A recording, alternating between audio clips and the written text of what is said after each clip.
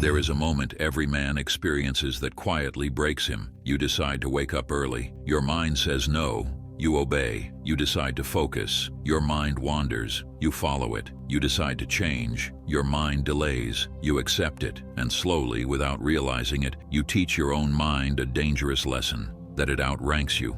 Most people live their entire lives like this, issuing commands they never enforce, making promises they never back up, living under the authority of impulses, moods, and cravings. They call it being human. It is not. It is being untrained. Miyamoto Musashi would have called it weakness, not moral weakness, structural weakness, the kind that gets you killed in a duel and ruined in life.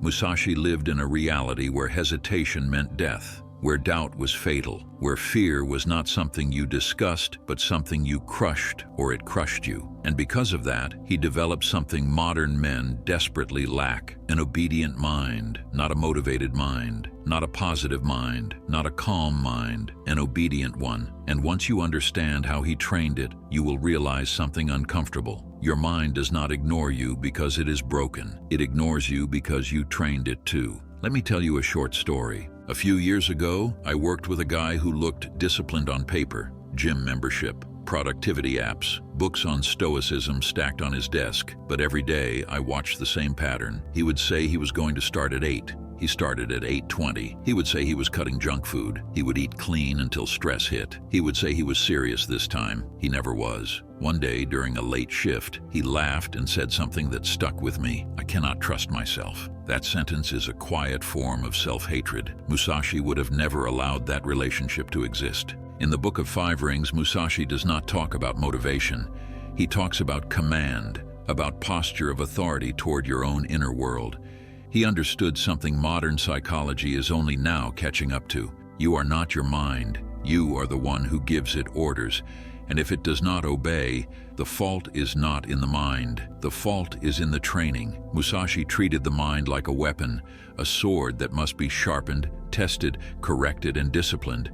A dull blade does not complain. It is reshaped. Most men do the opposite. They negotiate with their mind. They plead. They hope. They bargain. That is not leadership. That is surrender. Musashi began with a ruthless principle: no command without enforcement.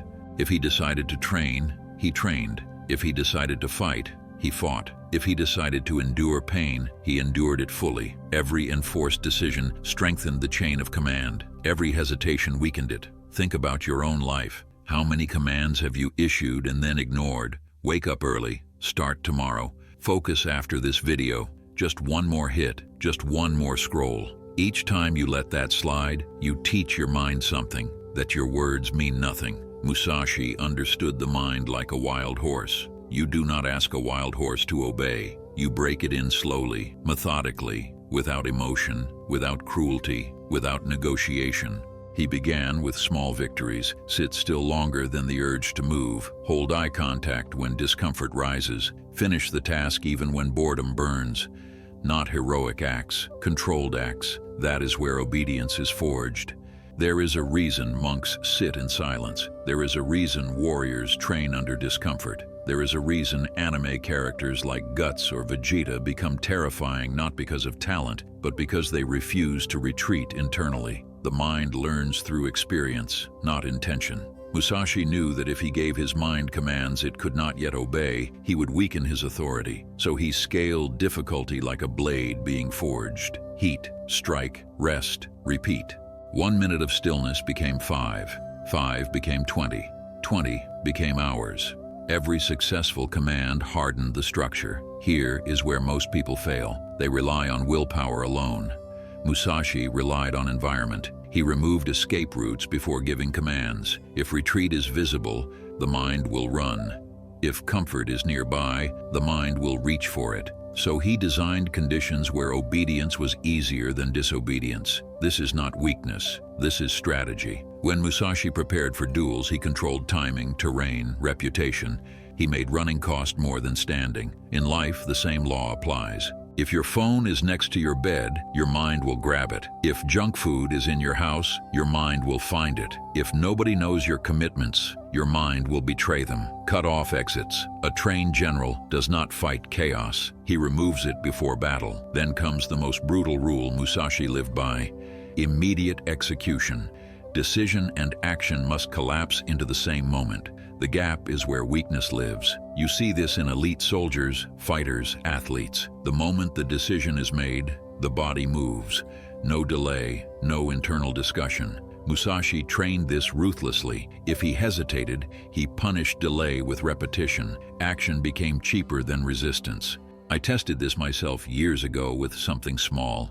Every time I decided to stand up, I stood up immediately. No counting, no bracing, no internal buildup. At first, my body resisted. Then it adapted. Now hesitation feels unnatural. Your mind does not want authority. It wants consistency. When you enforce commands instantly, the mind stops testing you. Then comes the deepest layer, the one most people never fix: internal division. Part of you wants growth, part of you wants comfort. As long as those two have equal rank, you will lose. Musashi eliminated internal democracy. He established hierarchy.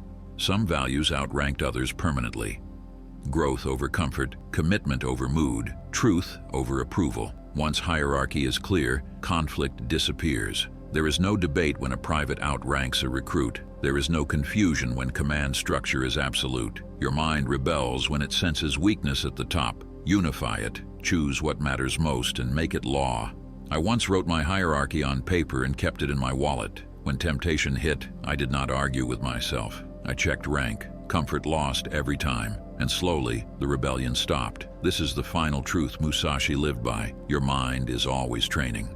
Every time you give in, you train disobedience. Every time you enforce, you train obedience. There is no neutral moment. Over time, the pattern locks in. That is why discipline feels impossible to some and effortless to others. It is not genetics, it is history. Musashi trained obedience for decades. That is why fear could not touch him. That is why doubt had no authority. That is why his final words carried no regret. He did not live arguing with himself. He lived commanding himself, and that is available to you. Not through motivation, not through inspiration, through enforcement. Stop negotiating with your mind. Stop asking it nicely. Stop waiting until it feels ready. Train it, command it, correct it. And one day, quietly, you will notice something change. You decide, you act. No friction, no drama, an obedient mind. And once you have that, the world becomes very hard to stop you. If you made it this far, you already know what your first command is. Give it and enforce it. Thank you for watching. If you want more raw, uncut insights, join my free newsletter. And if you want to see more videos, make sure you hit the like and subscribe button. I'll see you in the next one.